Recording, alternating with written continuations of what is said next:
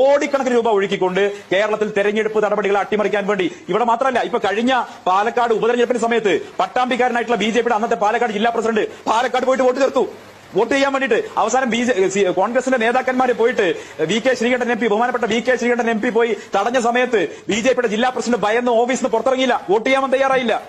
അവിടെ ശ്രീകണ്ഠൻ എം.പി ചെന്ന് തടയാൻ തയ്യാറായപ്പോ വോട്ട് ചെയ്യാൻ ഭയന്ന് ബിജെപിയുടെ ജില്ലാ പ്രസിഡന്റ് ഓടി ഒളിക്കുകയാണ് ചെയ്തത്. ഇത് പാലക്കാടുണ്ടായതാ, ഈ ഉപതെരഞ്ഞെടുപ്പുണ്ടായതാ. അപ്പൊ എവിടെയൊക്കെ ചെറിയ ജയസാധ്യത ഉണ്ടെങ്കിൽ അവിടെയെല്ലാം ആയിരക്കണക്കിന് വോട്ടുകൾ കൊണ്ടുവന്ന് പുറത്തുനിന്ന് കള്ള വോട്ടുകൾ കൊണ്ടുവന്ന് അത് പിടിച്ചെടുക്കുക എന്നുള്ള സമീപനം ബിജെപി സ്വീകരിച്ചിട്ടുണ്ടെന്നുള്ളത് എനിക്കറിയാവുന്ന കാര്യമാണ്. ഇനിയിപ്പോ എത്ര ഇല്ല എന്ന് പറഞ്ഞാൽ ഇത് വസ്തുതയാണെന്ന് എനിക്കും അറിയാം, ജയേന്ദ്ര മാഷ്ക്കും അറിയാം.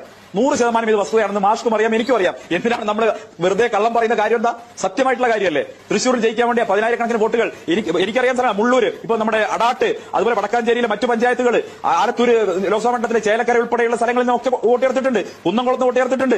ബിജെപി ജയിക്കാൻ സാധ്യമില്ലാത്ത സകല സ്ഥലങ്ങളിൽ, ചാലക്കുടി മണ്ഡലത്തിലെ സ്ഥലങ്ങളിൽ നിന്നൊക്കെ ഇവിടെ കൊണ്ടുവന്ന് വോട്ട് ചേർത്തിട്ടുണ്ട്. ഇതൊക്കെ മറച്ചു വെച്ചുകൊണ്ട് ഇതൊന്നും നടന്നിട്ടില്ല, ഇതൊക്കെ മറ്റു പാർട്ടികളെ കുറ്റാന്ന് ആക്ഷേപിക്കരുത്. ഇത് ജനാധിപത്യത്തോടുള്ള അവഹേളനമാണ്. തൃശൂർ പോലെയുള്ള സാംസ്കാരിക തലസ്ഥാനത്ത് വോട്ട് ചെയ്യാൻ തയ്യാറായി, തങ്ങളുടെ വോട്ടവകാശം ചെയ്യാൻ തയ്യാറായി ആദ്യ വോട്ടർമാരടക്കം ഇപ്പോ ഒരുപാട് കുട്ടികൾ 18 വയസ്സിന് ശേഷം തങ്ങളുടെ വോട്ട് അഭിമാനത്തോടുകൂടി ചെയ്യാമെന്ന് ഒരുപാട് മക്കളുണ്ട് തൃശ്ശൂരിൽ. അവരെയൊക്കെ അപമാനിക്കുന്നതിന് തുല്യമല്ലേ ബിജെപി ചെയ്ത്?